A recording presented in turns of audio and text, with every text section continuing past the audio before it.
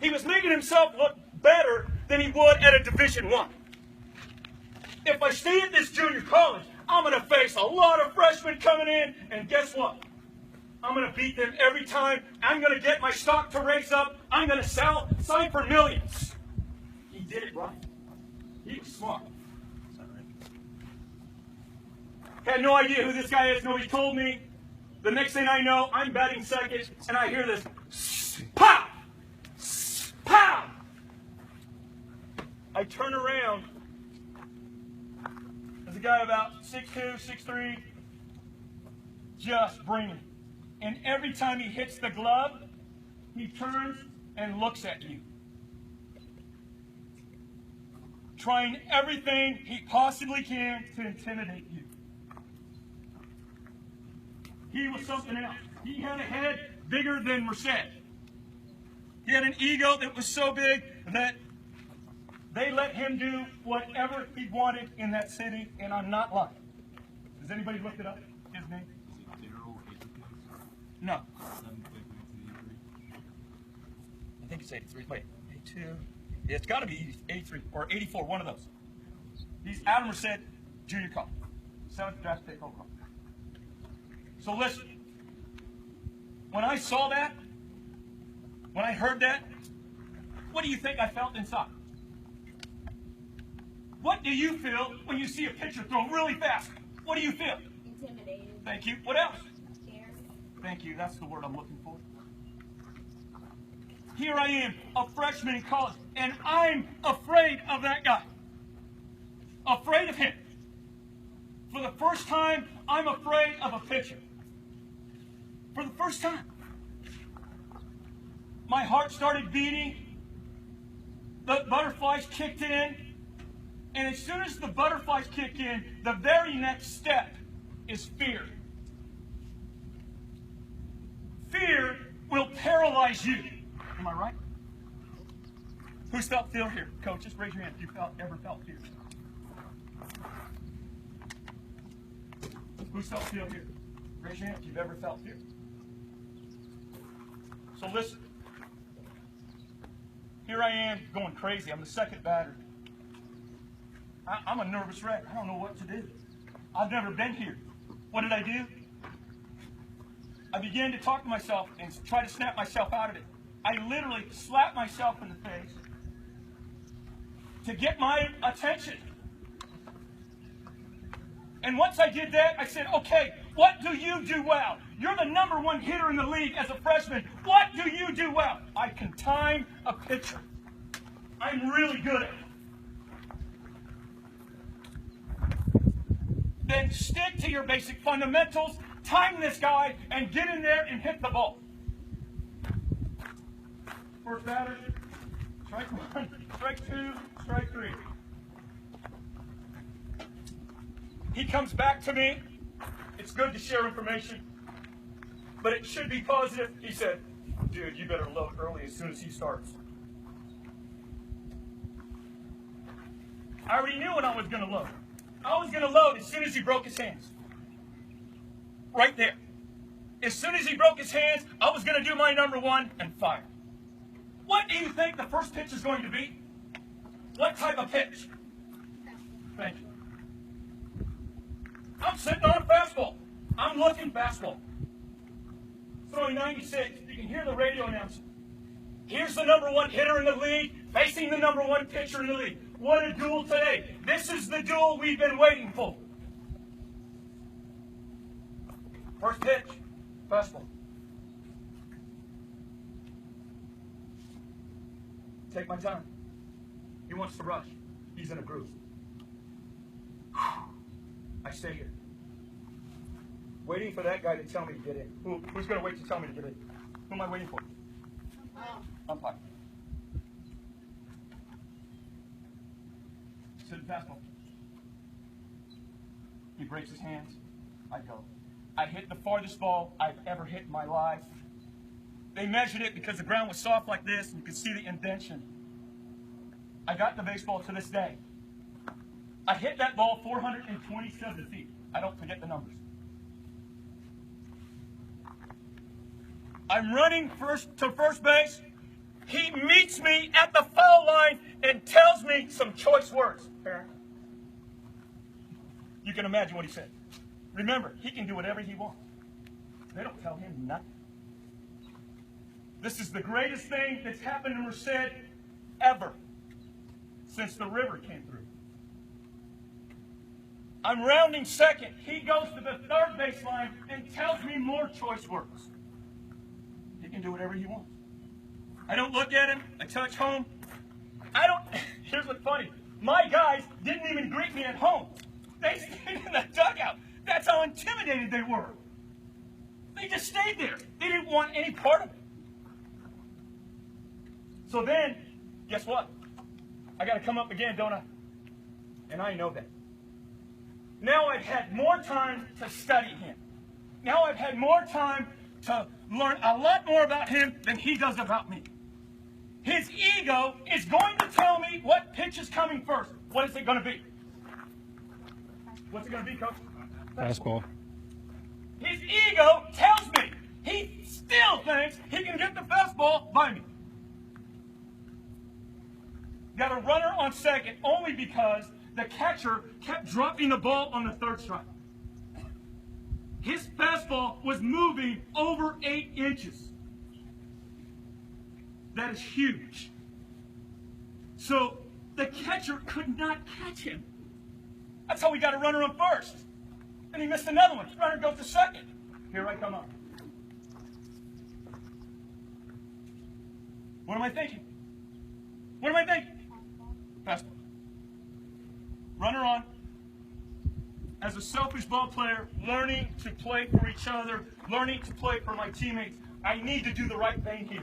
I have a runner in scoring position. I'm going to do my very best to hit the ball where? Where?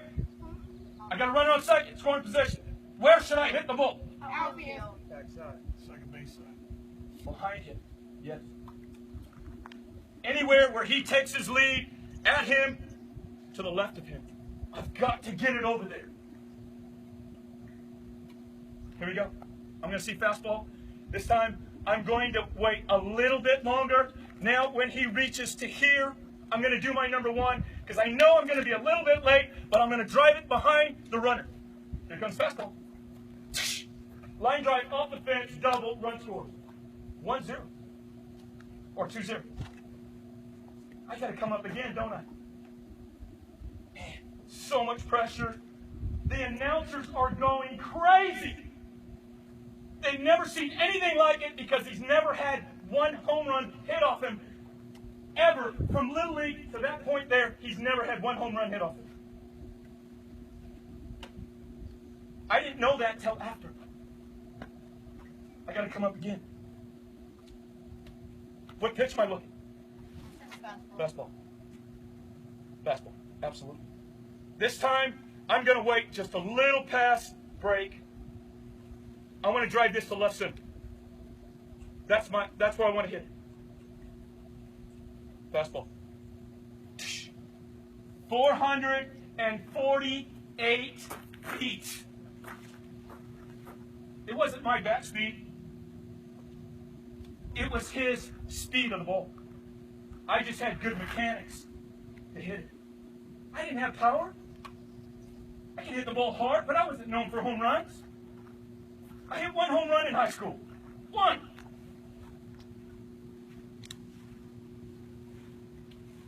Men, what I'm trying to tell you is we have to come up with a way to prepare to get into there. How do you do that? It starts the day before. This is what I learned. I didn't prepare properly for this pitcher. Put a lot of pressure on me. I didn't like that.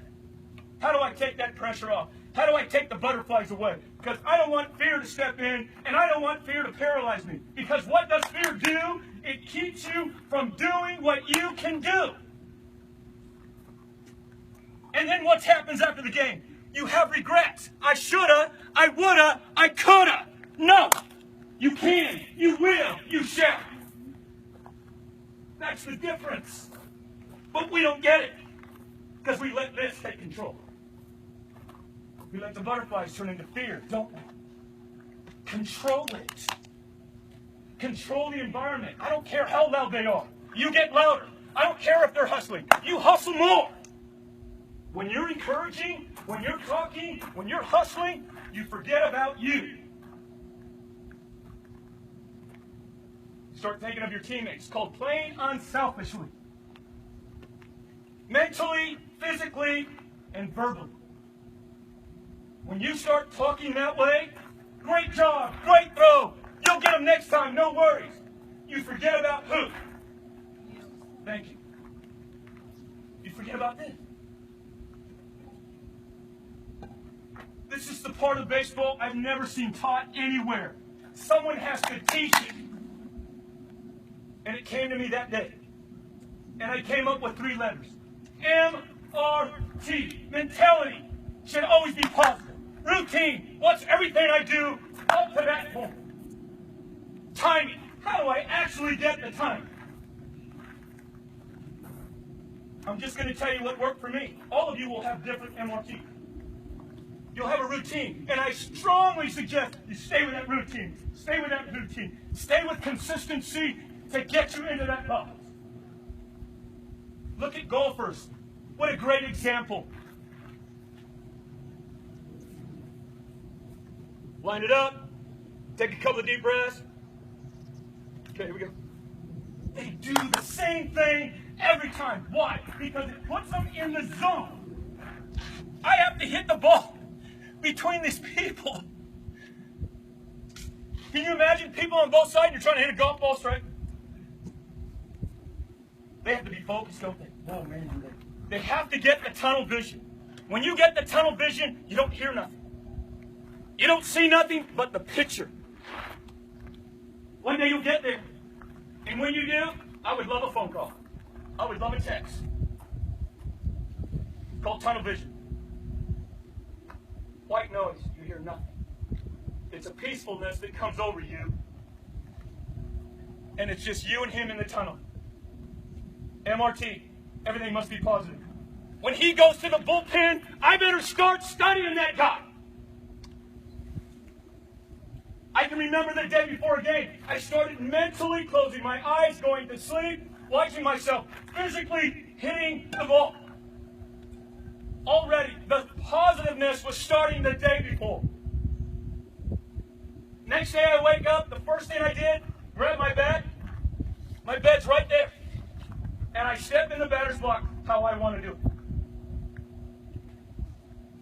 Everything's positive. Practicing already mentally and physically for that day. Day of the game, I make sure I watch him go to the bullpen. If the bullpen is visible, it's to my advantage. Because he's going to do some stuff there. What's that? Anybody tell me what that is? Fastball. You tell him to catch, I'm going to throw a fastball. Sometimes you see a curveball done like this. Sometimes you see it done like this. Slider, changeup, knuckles. Sometimes you see knuckles like this. They do them all kinds of ways. He's already telling me what he has. He's already telling me where his arm slot is. Is it here? Is it here? Is it here? He's already telling me. He doesn't even know. He's not seen me swing one bat, but I've seen him throw 10 pitches. I know more about him now than he does about me. And I'm getting the timing. I don't have to have a bat in my hand. I don't have to. A lot of times I was playing catch. I just stopped. I go, hold on, buddy. Guy went to the bullpen. Let's watch this. Before you know it, by the end of the season, I had everyone on the team go, bullpen, bullpen. We stopped playing catch. Can you imagine? Stop playing catch. Here we got, 35 guys on this team. They stop playing catch. They look towards the bullpen, and he goes, we got his attention, didn't we? He didn't want to throw anymore. He couldn't throw a strike.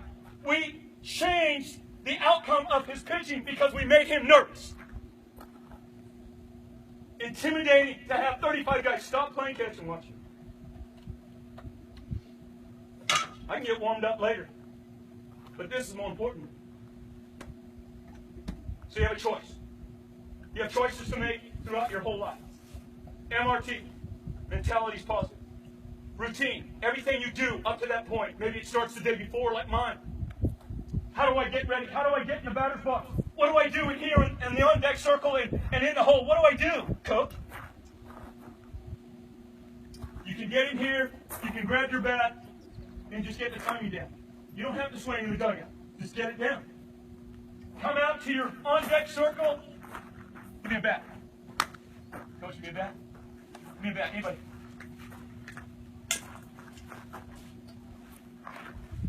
When I come to the on-deck circle, I want to face him as close as I possibly can. Coach, get on the mound. One of you guys get on the mound.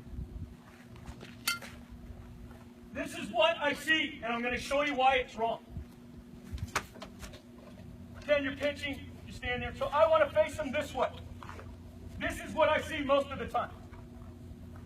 You face him this way. And when you face him this way, you do this. Pretend you pitch one towards home. You do this. Look where my eyes are. I'm working on letting a pitch go by for third strike. I'm working on this. I'm not working on my timing. I'm going to take that little rock right there. That's my contact point. Now throw one. Let's go. He gets to right there, float, and go. Once I swing, I'm listening for one thing. What do you think I'm listening for? Who can tell me? Coaches? What am I listening for? Anybody? Ball hitting the glove. Pop of the glove. The pop of the glove tells me if my timing is on or it's off. Am I late? I'm loading. I'm doing my number one right there. If I'm late, I'm going to do my number one right there. If I'm still late, I'm going to do my number one right there. It's going to be one of three places. You have to learn this, because if you don't, you're going to wait for the ball in the air. You're going to be late and be striking out. I don't want you to do that. I don't want you to fail. That's not my goal for you. My goal for you is to be successful. But the toughest thing is trusting this, or trusting this. That'll be the hardest thing for you. If you're late, you know you waited for the ball in the air. Get your timing before you step in. I'm going to throw some pitches right now. I want you to just close your eyes and listen for the pop of the glove. So when you're in the on-deck circle, you face him. Pop! I'm on. I'm coming through the hitting zone, and then I hear the pop. Why? Because the catcher's back there. I don't want to go, pop! I'm late. Any questions? Parents, any questions? MRT. What's M for?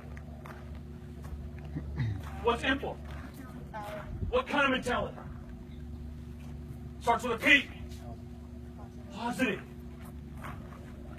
What's the R for? Routine. Meaning what? Everything you do, yes, up to that point. What's T for? Time. And how do you get the timing? You do what? Listen. Listen for it. The pop of the ball. You don't watch it go in. That's not timing. Here we go. I'm going to throw some. Give me a catcher.